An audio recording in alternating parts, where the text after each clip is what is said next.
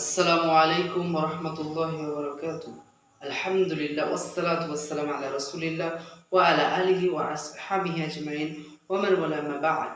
আউযু বিল্লাহি মিনাশ শাইতানির রাজীম। ওয়া আতিউল্লাহা ওয়া রাসূল। সম্মানিত দিনী ভাই এবং বোনেরা, আজকে আমি ঈমান এবং আকীদার ২৬তম পর্বে আমি আলোচনা করব যে মুহাম্মদ সাল্লাল্লাহু আলাইহি ওয়াসাল্লাম যিনি শেষ নবী এবং রাসূল এবং তার উপর যে ব্যক্তি ঈমান আনবে না, তার উপর যে ব্যক্তি কুফরি করবে বা তার যে হাদিস, যে বাণী, তার যে মুখনিসৃত বাণী তথা কল ফেল তাকরীর, যেটা হাদিস, যেটা বিভিন্ন গ্রন্থে সনদ সহকারে সংগ্রহীত রয়েছে সহিহ সনদে, সেই সহিহ হাদিসকে যারা অস্বীকার করবে তারা মুমিন হতে পারবে না, তারা জাহান্নামে যাবে এবং তারা প্রকৃতপক্ষে কোরআনেরই অস্বীকার করছে। আমি আজকে এটা প্রমাণ করব কোরআন থেকে। অনেক হাদিস অস্বীকারী তারা দাবিদার যে তারা হাদিস মানা যাবে না, তাদের দাবি হচ্ছে হাদিস মানা যাবে না, শুধু কোরআনই মানতে হবে। তো আমি প্রমাণ করব কোরআনের আয়াত দিয়ে যে নবী সাল্লাল্লাহু আলাইহি ওয়াসাল্লামের হাদিস মানতে হবে। এটা এই দলিল হাদিস অস্বীকারীরাও জানে, কিন্তু তারা এটাকে খণ্ডন করতে পারে না। আলহামদুলিল্লাহ, হক স্পষ্ট আমাদের কাছে। আল্লাহ সুবহানাহু ওয়া তাআলা বলছেন ৮ নম্বর সূরা আনফাল আয়াত নম্বর ১, ওয়া আতিউল্লাহা ওয়া রাসূলাহু ইন কুনতুম মুমিনিন। তোমরা আল্লাহ এবং তার রাসূলের আনুগত্য করো যদি তোমরা মুমিন হও। এখানে আল্লাহ সুবহানাহু ওয়া তাআলা ঈমানদার তাদেরকে বলেছেন, তথা মুমিন হওয়ার জন্য পূর্ব শর্ত, ঈমানদার হওয়ার জন্য পূর্ব শর্ত হচ্ছে আল্লাহ এবং তার রাসূলের আনুগত্য করতে হবে। আমরা দেখি হাদিস অস্বীকারী তারা আল্লাহ সুবহানাহু ওয়া তাআলার পূর্ণাঙ্গ আনুগত্য করে না, নবী সাল্লাল্লাহু আলাইহি ওয়াসাল্লামেরও পূর্ণাঙ্গ আনুগত্য তারা করে না, কারণ তারা কোরআনের আয়াতকে অস্বীকার করছে এবং হাদিসকে অস্বীকার করছে। কোরআনের আয়াত অস্বীকার করা মানে হাদিসকে অস্বীকার করা, কারণ আল্লাহ সুবহানাহু ওয়া তাআলা বলছে রাসূল সাল্লাল্লাহু আলাইহি ওয়াসাল্লামের আনুগত্য করো, এবং নবী সাল্লাল্লাহু আলাইহি ওয়াসাল্লামের মাধ্যমে আমরা জানতে পেরেছি, হাদিসের মাধ্যমে নবী সাল্লাল্লাহু আলাইহি ওয়াসাল্লামের বাণী আমরা জানতে পেরেছি। তো বিষয়টা আপনাদের কাছে ক্লিয়ার। এই দলিলের খণ্ডন ইনশাআল্লাহ করতে পারবে না। তারপরে দেখেন আল্লাহ সুবহানাহু ওয়া তাআলা বলছেন ৩ নম্বর সূরা আল ইমরান আয়াত নম্বর ১৩২, ওয়া আতিউল্লাহা ওয়া রাসূলা লাআল্লাকুম তুরহামুন। এবং তোমরা আল্লাহ এবং তার রাসূলের আনুগত্য করো যাতে তোমাদের প্রতি দয়া প্রদর্শন করা হয়। এবং আমরা এখান থেকে স্পষ্ট বুঝতে পারছি যে আল্লাহ এবং তার রাসূলের আনুগত্য করলে দয়া প্রদর্শন করা হবে। দয়া প্রদর্শনের আল্লাহ সুবহানাহু ওয়া তাআলা দয়া পাওয়ার শর্ত হচ্ছে, আল্লাহ সুবহানাহু ওয়া তাআলার দয়া পাওয়ার শর্ত হচ্ছে যে নবী সাল্লাল্লাহু আলাইহি ওয়াসাল্লাম এবং রাসূল সাল্লাল্লাহু আলাইহি ওয়াসাল্লামের আনুগত্য করতে হবে, তাদের বাণী মেনে নিতে হবে। তো আমরা দেখি অনেকেই হাদিস অস্বীকারী হোক, অনেক মাযহাবী ভাই হোক, তারা হাদিসকে অস্বীকার করছে তাদের ইমামের দোহাই দিয়ে হোক, এবং হাদিস অস্বীকারীরা তারা বিভিন্ন দোহাই দিয়ে, বিভিন্ন যুক্তি দিয়ে, বিভিন্ন আকাল দিয়ে তারা হাদিসকে অস্বীকার করছে, এবং আল্লাহ সুবহানাহু ওয়া তাআলা বলছেন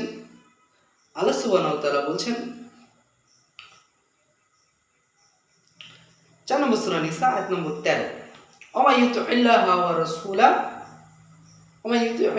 রাসূলাহু ওয়াদখিলহু জান্নাতিন তাজরি মিন তাহতিহাল আনহারু খালিদিনা ফিহা ওয়া যালিকা ফাওজুল আযীম। এবং যে ব্যক্তি আল্লাহ এবং তার রাসূলের আনুগত্য করবে তিনি তাদের প্রবেশ করাবেন জান্নাতে, যার নিচে নহর সমূহ প্রবাহিত, খালিদিনা ফিহা, তারা সেখানে চিরকাল থাকবে। ওয়া যালিকা ফাওজুল আযীম, এবং ইহা হচ্ছে মহাপ্রতিদান।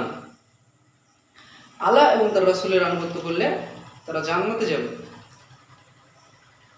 আমরা এর আগে দেখলাম আয়াতটিতে সূরা আল ইমরান আয়াত নম্বর ১৩২, সেখানে যে আল্লাহ সুবহানাহু ওয়া তাআলার আনুগত্য না করলে, নবী সাল্লাল্লাহু আলাইহি ওয়াসাল্লাম আনুগত্য না করলে আল্লাহ তাদেরকে রহম করবেন না। রহম না করলে কি অবস্থা হবে একটু ভেবে দেখুন।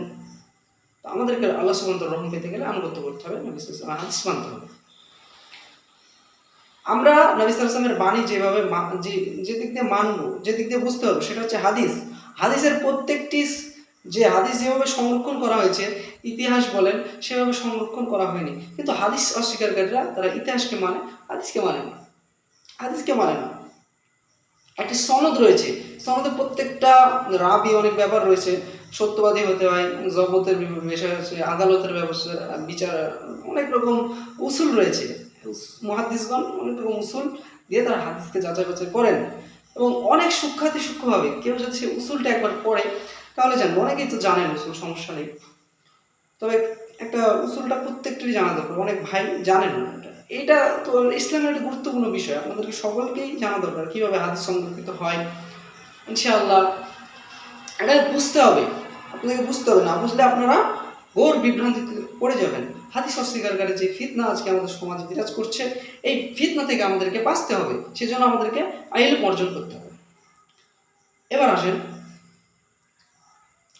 4 নম্বর সূরা নিসা, আয়াত নম্বর 69। ومن يطع الله ورسوله فأولئك مع الذين أنعم الله عليهم من النبيين والصديقين والشهداء والصالحين وحسن أولئك রফিকা। আচ্ছা, আয়াতে বলছে আল্লাহ সুবহানাহু ওয়া তাআলা, যে ব্যক্তি আল্লাহ এবং তার রাসূলের আনুগত্য করবে তারা কাদের সঙ্গী হবে? দেখুন, নবীদের, সিদ্দিক, সত্যবাদী, নেক, সলিহিন এবং শহীদদের সঙ্গী হবে। তারা জান্নাতে এদের সাথে থাকবে, সঙ্গী হবে। তো আমাদেরকে অবশ্যই আল্লাহ এবং তার রাসূলের আনুগত্য করতে হবে। আল্লাহ এবং তার রাসূলের আনুগত্য করা ফরজ, এবং আল্লাহ সুবহানাহু ওয়া তাআলার বাণী আমরা কোরআনে পেয়ে যাচ্ছি, যে কোরআন থেকে প্রমাণিত যে হাদিসকে মানতে হবে। এগুলো সহিহ হাদিস, কোনো মাযহাবের দোহাই দিয়ে, কোনো ইমামের দোহাই দিয়ে সেগুলোকে রিজেক্ট করা, এগুলো হচ্ছে যাবে না। ফরজ বিধান লঙ্ঘন করছেন আর কুফরি করছেন। আর আল্লাহ সুবহানাহু ওয়া তাআলা বলছেন, আল্লাহ সুবহানাহু ওয়া তাআলা আয়াতের সাথে কুফরি করলে কি হবে দেখুন। 5 নম্বর সূরা মাইদা আয়াত নম্বর 5, আল্লাহ বলছেন, ওয়া ইয়াকফুরু বিল ঈমানি ফাকাদ হাবিতা আমালুহু ওয়া হুয়া ফিল আখিরাতি মিনাল খাসিরিন। যে ব্যক্তি ঈমানের সাথে কুফরি করবে, তাকে সে হবে ক্ষতিগ্রস্তদের অন্তর্ভুক্ত করে। তাহলে তার আমল সমূহ বিনষ্ট হয়ে যাবে।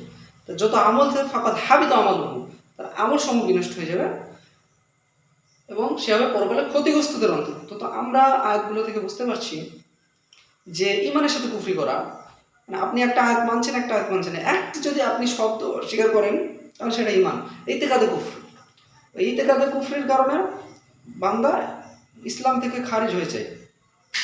আমাদেরকে এখানে বুঝতে হবে এবং আমাদেরকে এগুলো জানার চেষ্টা করতে হবে, ইলম অর্জন করতে হবে। আর একটা বিষয়, ভিডিওটি বেশি বেশি প্রচার করে দেন দিনের স্বার্থে, অনেক গুরুত্বপূর্ণ ইনশাআল্লাহ আলোচনা হবে। এছাড়াও নবী সাল্লাল্লাহু আলাইহি ওয়াসাল্লামের আনুগত্যের কথা বলা হয়েছে 4 নম্বর সূরা নিসা 59, 3 নম্বর সূরা 33 নম্বর সূরা আহজাব 47 নম্বর সূরা মুহাম্মদ আয়াত নম্বর 33, অনেক আয়াতে বলা হয়েছে। আমি সংক্ষিপ্তভাবে বললাম আয়াতগুলো, আরও আয়াত রয়েছে।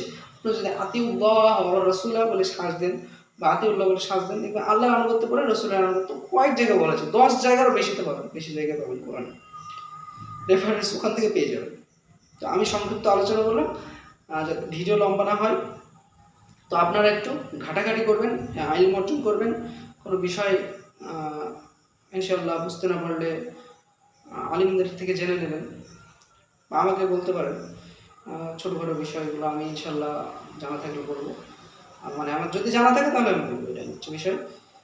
বিশেষ করে আলিমদের থেকে আপনারা জানবেন, যারা বেশি বেশি ইলম অর্জন করে, যাদের বিদাতিপন্থী না, দেখবেন তাদের কথাবার্তার ভালো,